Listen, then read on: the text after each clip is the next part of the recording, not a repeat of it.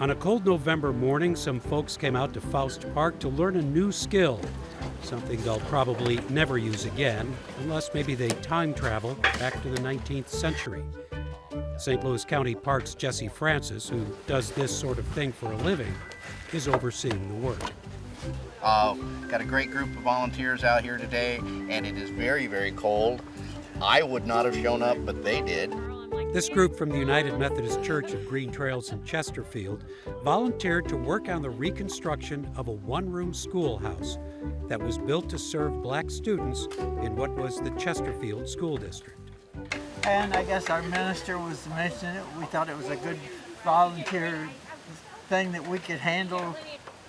The Green Trails Church is mostly white, but the pastor is not. And yet, this was her idea. Oh, yes.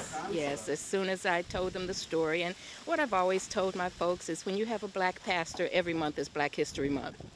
So this isn't something we're just doing for a season or for a cause. It is really something we're deeply rooted in, trying to bridge the gap between races. So it's very important to us. After it closed down as a school after desegregation, the building became somebody's garage.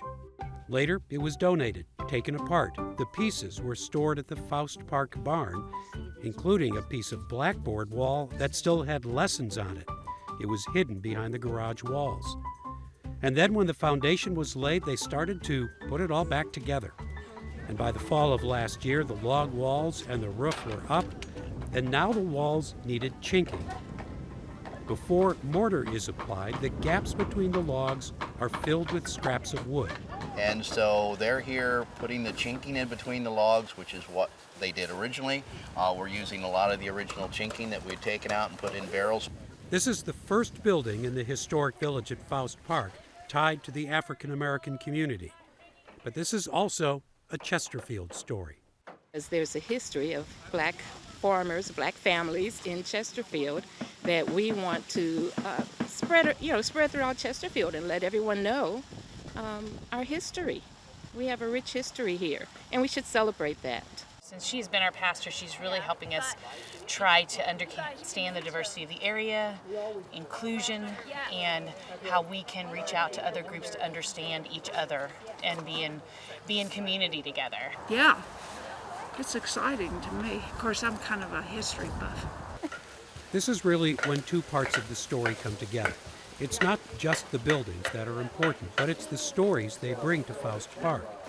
And yet, getting that story told right means being true to the building, to the techniques, the materials, even the replacement pieces. Still, it will have to meet modern-day safety requirements that didn't exist in 1894, like being reinforced to withstand a tornado. Some things we've got to do to this that nobody thought of in 1894. And you got to pass inspection, right? That's true. Yeah. We've got to call them back and have it inspected, and hopefully they'll like it and we can carry on, because I'd sure hate to take it down and start all over again. That would not be fun. The African American schoolhouse stands right next door to a 19th century school for white children. But this school, too, will have siding on the outside and new walls on the inside covering the logs and the chinking. That's the way it was built, and it's one of the reasons it survived. If you start exposing logs and you don't keep the weather off of them, they're going to rot faster. So part of the reason this school survived as long as it did is because they sited it very early on after they constructed it. So when you're done, will we not see any of this? We're going to leave a section inside exposed so you can see the chinking that this crew's doing today, and then we'll do some daubing, but you'll be able to see the interior wall section as it was when it was originally constructed, but it was covered up very quickly, and they took the tongue and groove boards and painted black for the chalkboards so the kids could do problems all the way around the room.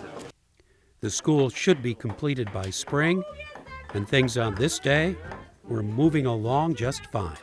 We had a running bet about how many walls they would finish, and I think they're going to beat everybody's expectations. So it's a great day. Yes, to be a part of recreating this history. I mean, this is history in the making. It was history when it was originally built in 1894, but now it's being rebuilt and restored, and we get to be a part of regenerating that legacy. For Living St. Louis, I'm Jim Kircher.